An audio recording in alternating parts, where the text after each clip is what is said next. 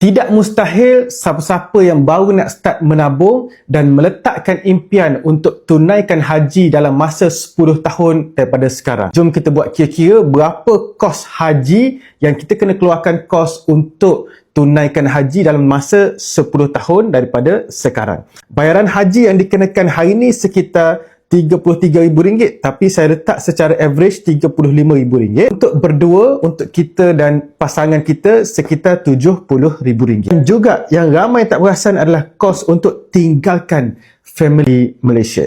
Jadi total anggaran kos sekitar RM90,000, ataupun kalau kita nak senang target menabung, target kita ada 150 gram. Dan apabila kita letak target 150 gram, lebih senang untuk kita capai target sebab 150 gram dalam masa setahun cuma sekitar 15 gram. Masa sebulan, setiap bulan kita cuma perlu menabung 1.25. Yang penting kita dah daftar haji hari ni dan kita letak target nak pergi haji dalam masa 10 tahun. Dan selepas kita dah cukup simpanan, terus buat rayuan kepada pihak tamu haji. Semoga manfaat. Teruskan follow saya.